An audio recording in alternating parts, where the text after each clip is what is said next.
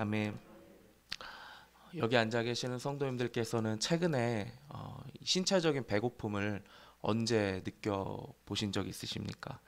제 개인적인 이야기를 설교 서론 부분에 말씀드려서 죄송하지만 저만 해도 배고픔을 느껴본 지 굉장히 오래된 것 같습니다. 기억이 가물가물한데요.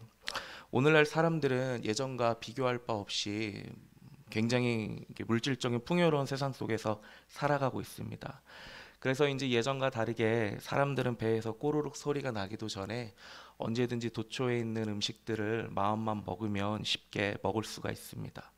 음식뿐만 아니라 음식을 먹은 후에 커피도 마시고 또 간식도 먹습니다. 그것도 모자라서 밤에 야식을 시켜 먹기도 합니다.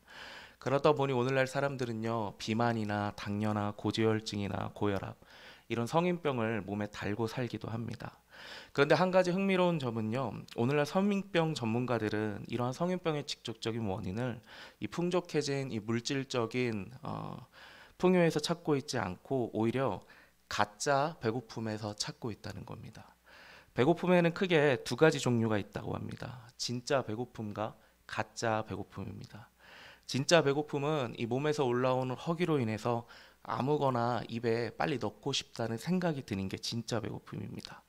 반면에 가짜 배고픔은요, 피자나 햄버거나 어떤 음료수나 국물이나 이렇게 특정 음식이 먹고 싶다는 생각이 드는 것이 가짜 배고픔이라고 합니다. 이 진짜 배고픔은요, 몸에서 서서히 배고픔을 느끼다가 꼬르륵 소리가 난다면 이것은 진짜 배고픔이라고 합니다. 이때 우리는 아무거나 먹고 싶다는 생각이 들어가지고 먹고 난 후에는 또 포만감을 느낀다고 합니다. 그런데 가짜 배고픔은요, 방금 식사를 마쳤는데도 불구하고 또 음식을 먹고 싶은 음식에 대한 허기를 느끼게 됩니다. 그래서 밥 먹은 지 얼마 안 됐는데 간식을 먹고 커피도 먹고 심지어는 야식을 먹기도 합니다. 그런데 진짜 배고픔과는 달리 이 가짜 배고픔에 의해서 이 먹는 것을 섭취하게 되면요, 포만감을 느껴야 되는데 포만감은 온데간데 없이 오히려 공허함을 느낀다고 합니다. 이와 같이 공허함을 느끼는 이유는요, 이 가짜 배고픔은 감정의 결핍으로부터 일어나는 배고픔이기 때문입니다. 그날 받아야 될 감정의 이 필요, 이 감정의 에너지가 채워지지 않으면 우리는 가짜 배고픔을 느낍니다. 특별히 이 가짜 배고픔은요, 스트레스를 받거나 화나는 일을 만나게 되거나 슬플거나 아니면 우울한 일을 경험했을 때 더 크게 느껴진다고 합니다. 그래서 이 가짜 배고픔을요, 뭐라고 부르기도 하냐면 감정적인 허기라고 부르기도 합니다. 제가 설교를 준비하기 위해서 이 가짜 배고픔 자료를 찾는 중에 한 가지 놀란 점은요, 생각보다 많은 현대인들이 이 가짜 배고픔의 문제로 인해서 고민하고 있다는 겁니다. 유튜브나 포털 사이트에 이 가짜 배고픔이라는 키워드를 치게 되면요, 가짜 배고픔을 물리치는 법, 가짜 허기에 속지 마세요, 진짜 배고픔과 가짜 배고픔을 구별하는 방법, 이와 같이 수많은 영상과 글들을 쉽게 접할 수가 있습니다.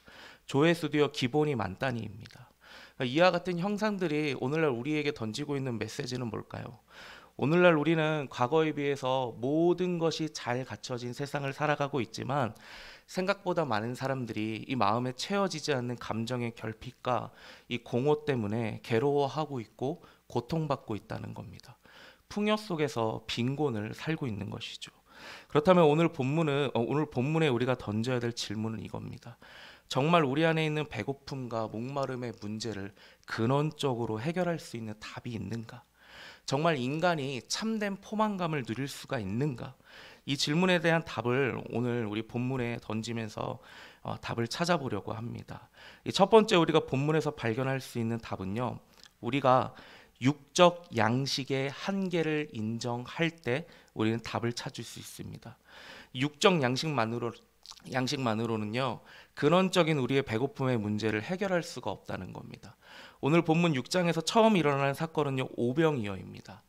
요한복음에는요, 총 7가지의 기적이 나오는데요, 중요한 것은 기적 자체가 아니라 그 기적이 가르치고 있는 본질입니다. 본질은 뭘까요? 바로 예수님이 하나님이시라는 겁니다. 그래서 요한복음에는 7가지 기적을 설명을 합니다. 사람들은 예수님께서 보리떡 5개와 물고기 2마리로 5천 명을 넘게 배불리는 모습을 보면서 예수님께 대한 상당한 흥분감과 기대감을 가지고 예수님을 따랐습니다. 그런데 예수님을 따르는 동기가 저분이 하나님이시구나, 저분이 구세주시구나, 이러한 마음으로 따른 것이 아닙니다. 당장 눈앞에 봤던 기적, 이 기적을 똑같이 재현한 마음으로 따른 것입니다. 이런 마음의 생각을 잘 아시는 주님께서 오늘 본문 26절에 이렇게 말씀하십니다. 제가 읽어드리겠습니다. 예수님께서 대답하여 가라사대 내가 진실로 진실로 너희에게 이르노니 너희가 나를 찾는 것은 표적을 본 까닭이 아니요 떡을 먹고 배부른 까닭이로다. 그들은 표적을 받고 보고 예수님이 누구인지를 알고 따라가는 것이 아니었습니다. 단지 배불렀기 때문에, 또 배부르고 싶어서 예수님을 따라간 것뿐입니다. 그러나 우리가 알다시피 이것만으로는 우리 마음속에 존재하는 근원적인 배고픔과 목마름을 해결할 수가 없습니다. 과거에 우리는요, 이거를 전 국가적으로 경험했습니다. 71년 전에 이 땅에서 유교가 일어났고 그로 인해서 삶의 모든 기반이 파괴되었을 때 사회 이곳저곳에서 음식을 먹지 못해 굶어 죽는 사람들이 굉장히 많았습니다. 그래서 사람들은요, 전쟁이 끝난 후에 우리도 한번 잘 살아보자며 밤낮을 가리지 않고 정말 열심히 일했습니다. 그 결과 산업화와 민주화 시대를 거쳐오면서 우리나라가 OECD에 가입하게 되었고 2022년 현재 기준 세계 경제력 10위, 군사력 6위의 선진국 반열에 올랐고 더 이상 오늘날 사회에서는 국어라는 사람을 찾아보기 쉽지 않게 되었습니다. 그렇다면 이제 우리가 행복한 국가, 행복한 민족이 되었을까요? 2015년 유엔 산하기관에서 전 세계 143개국 사람들을 대상으로 행복지수를 조사한 적이 있습니다. 그때 당시 전 세계 사람들의 행복지수는요, 100점 만점 중에 평균이 71점이었습니다. 우리나라는 몇 점이었을까요? 59점입니다. 평균에 못 미치는 점수였고 이 점수는 130개국 중에서 최하위권에 가까운 118이었습니다. 이와 같은 데이터는요, 인터넷에서 검색만 하게 되면요, 얼마든지 쉽게 찾아볼 수가 있습니다. 사랑하는 성도 여러분, 이와 같은 조사 결과가 우리에게 말해주고 있는 사실이 무엇입니까? 경제력과 행복감은 아무런 관계가 없다는 겁니다. 우리는 옛날보다 훨씬 잘 살게 되었고 부여를 경험하고 있지만 오늘날 사람들은 예전 사람들에 비해서 훨씬 더 불행함을 느끼며 살아갑니다. 이것은 육적인 것으로는, 육적인 양식으로는 결코 인간이 만족할 수 없음을 말해주고 있는 겁니다. 우리는 이 모든 사실을 인정을 해야 합니다. 그래야만 우리가 육적인 것에서 생명의 양식을 찾는 것이 아니라 참된 만족을 구하는 예수께로 나아가는 첫걸음을 뗄 수 있기 때문입니다. 이어서 두 번째, 우리는 영적 양식의 필요를 인정해야 합니다. 한 가지 오해하지 말아야 될 점이 있는데요. 뭐냐면 우리가 영적 양식의 필요를 인정해야 한다고 해서 육적 양식의 필요까지 무시해서는 안 된다는 겁니다. 예수님도 배고픈 사람들의 필요를 너무나도 잘 아셨기 때문에 물고기 2마리와 보리떡 5개로 5,000명이 넘는 사람들을 먹이셨습니다. 또 역사적으로 교회는요, 가난한 이웃들을 돕는 구제 사역을 교회에게 하나님께서 맡겨주신 중요한 소명 중에 하나로 여겼습니다. 이처럼 성경과 역사를 살펴봐도요, 육적인 필요를 세속적인 것으로 여기며 결코 무시하지 않았음을 우리가 보게 됩니다. 그러나 우리가 기억해야 할 부분이 하나 있습니다. 육적인 필요가 아무리 풍족하게 채워진다 할지라도 그것이 영적인 필요를 결코 대체할 수 없다는 겁니다. 오늘 본문에 나오는 제자들은 이 진리를 희미하게나마 깨닫습니다. 오늘 본문에서 예수님께서는 모세 시대의 만나와 생명의 떡을 비교하십니다. 사람들은 이 만나를요, 모세가 준 떡이라고 말했지만 예수님께서는 만나와 생명의 떡 모두 하나님께서 내려주신 떡이라고 말씀하셨습니다. 다만 차이점이 있는데 모세 시대에 이스라엘에게 내려준 만나는 일시적인 배고픔만 해결할 수 있는 떡이었지만 예수님께서 주시는 떡은 우리의 영원한 배고픔과 목마름을 해결해주는 생명의 떡이라고 말씀하십니다.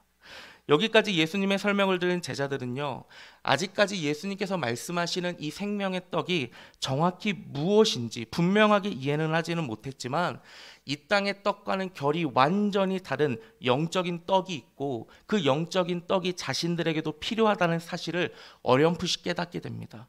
그래서 제자들은 34절에 예수님께 이렇게 말합니다. 주여, 이 떡을 항상 우리에게 주소서. 간청하는 모습을 보여줍니다. 전도서 3장 11절을 살펴보게 되면요, 하나님께서 인간을 창조하실 때 영혼을 사모하는 마음으로 창조하셨습니다. 좀 더 쉽게 설명을 하자면 하나님께서 인간의 마음을 만드실 때 여러 빈 방을 이렇게 구조로 이제 만드셨습니다.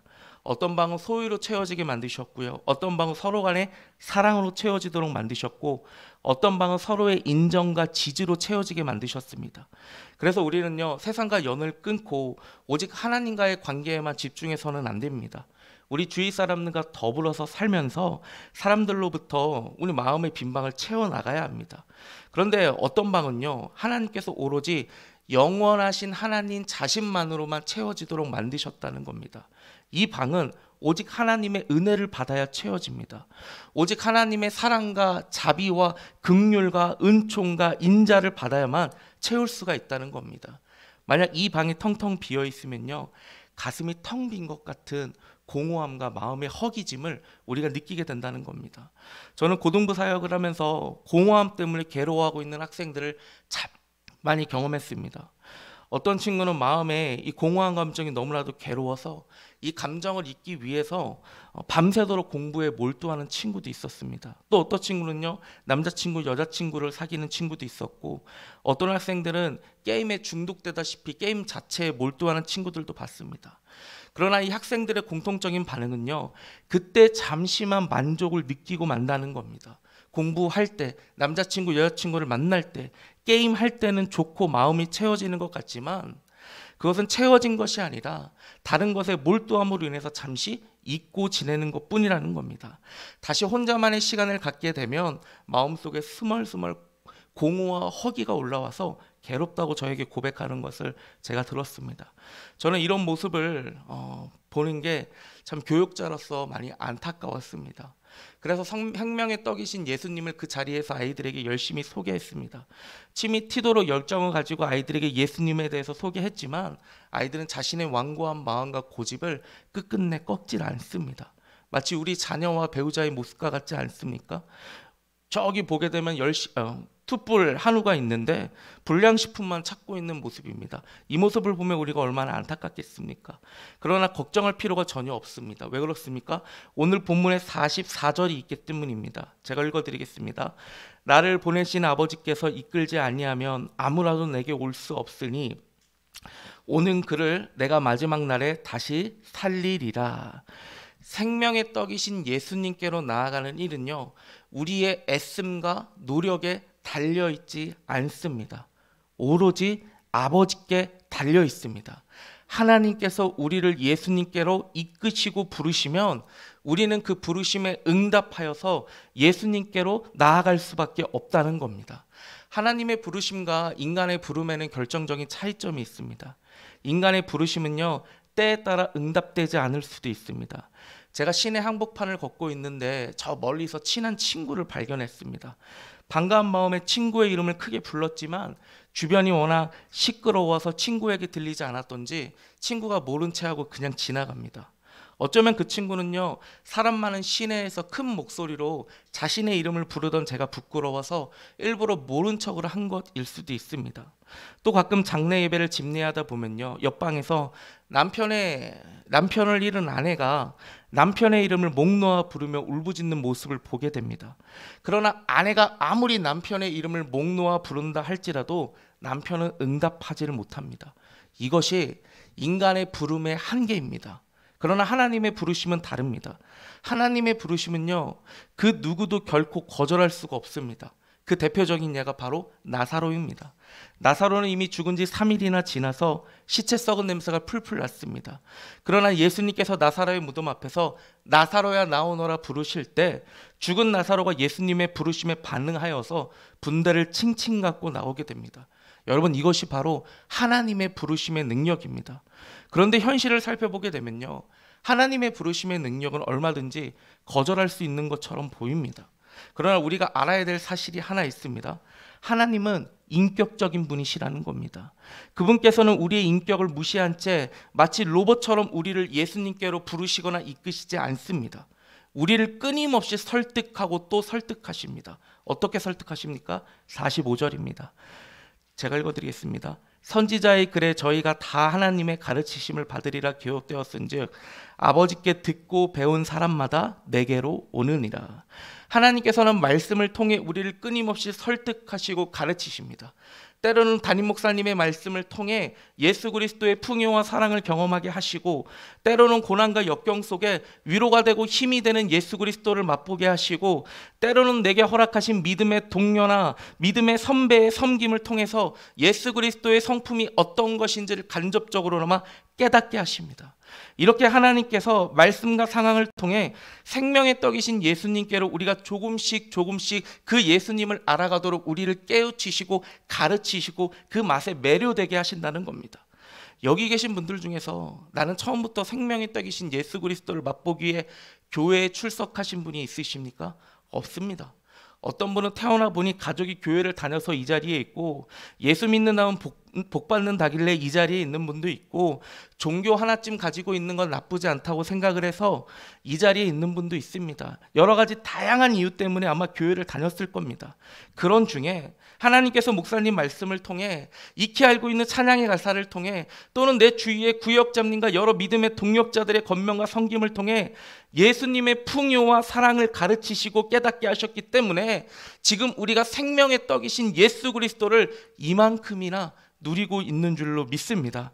그러니 교회 다닌 지는 오래됐지만 여전히 예수 그리스도의 생명을 누리지 못하고 있는, 그래서 제자리 걸음만 하고 있는 남편과 자녀 때문에 우리는 근심할 필요가 전혀 없습니다. 하나님께서 과거에 또 지금도 앞으로도 우리에게 역사하셨던 것처럼 지금 우리 가족들을 동일하게 생명의 떡이신 예수 그리스도께로 이끌고 계시는 줄로 믿습니다. 그렇기에 우리 가족들도 우리처럼 생명의 떡인 예수 그리스도의 참맛을 느끼고 또 누리게 될 때가 올 줄로 믿습니다. 아울러 우리도 생명의 떡이신 예수 그리스도를 맛보기 위해 해야 될 일이 하나 있습니다. 35절을 제가 다시 읽어드리겠습니다. 예수께서 가라사대 내가 곧 생명의 떡이니 내게 오는 자는 결코 줄이지 아니할 터이요 나를 믿는 자는 영원히 목마르지 아니하리라. 우리가 하나님의 하시는 일을 살펴봤다고 해서 팔짱 끼고 가만히 앉아있으면 안 됩니다. 오늘 35절에 말씀하시는 것처럼 우리도 자발적으로 생명의 떡이신 예수님께로 나아가야 됩니다. 35절을 자세히 살펴보게 되면 이 목마름과 이 주림을 해결받는 사람들의 특징이 있는데요. 첫 번째로는 예수님께로 오는 자입니다. 내게 오는 자. 그러니까 여기서 말하는 온다라는 표현은 현재 분사로 쓰였는데요. 그러니까 무슨 뜻이냐면 단 한 번 가는 것을 의미하지 않습니다. 계속 나가는 것을 의미합니다. 주일날 한번 말씀 듣고 예배하고 기도하는 것으로는 충분하지 않습니다. 그것만으로는 결코 생명의 떡이신 예수 그리스도를 우리가 삶 속에서 풍족하게 누릴 수가 없다는 겁니다. 삶 속에서 부지런히 예수님께로 나가야 됩니다. 설거지를 할 때나 운전을 할 때나 틈만 나면 생명의 떡이신 예수님께로 찬양과 말씀과 기도로 나아가라는 겁니다. 그리고 또 하나, 예수님을 믿어야 합니다. 나를 믿는 자는 영원히 목마르지 아니하니라. 단순히 예수님을 구원자로 믿으라고 본문은 증거하고 있는 것이 아닙니다. 오직 내 안에 영적인 허기와 공허를 해결해 주시는 분은 생명의 떡이신 예수 그리스도밖에 없다는 사실을 믿으라는 겁니다. 이 믿음이 우리 안에 자리 잡을 때, 우리는 마음에 허기와 공허가 몰려올 때 예전의 습관을 쫓아 넷플릭스나 유튜브나 아니면 세상적인 이 음식에 다시 나아가서 기대는 인생이 아니라 예수 안에 우리에게 약속된 참된 풍요와 생명과 복락을 누리는 인생이 되는 줄로 믿습니다. 말씀을 맺겠습니다. 하나님께서는 지금 이 순간에도 생명의 떡이신 예수 그리스도를 우리가 더 깊이, 더 넓게, 더 높이 맛보기를 원하시는 줄로 믿습니다. 바라기는 오직 나의 영적인 배고픔과 이 목마름을 해결해 주실 수 있는 예수님께 부지런히 나가셔서 이전보다 생명의 떡이신 예수 그리스도를 충만하게 누리시는 우리 귀한 성도님들 되시길 주님의 이름으로 축복합니다. 우리 말씀 붙들과 함께 기도하기를 원합니다.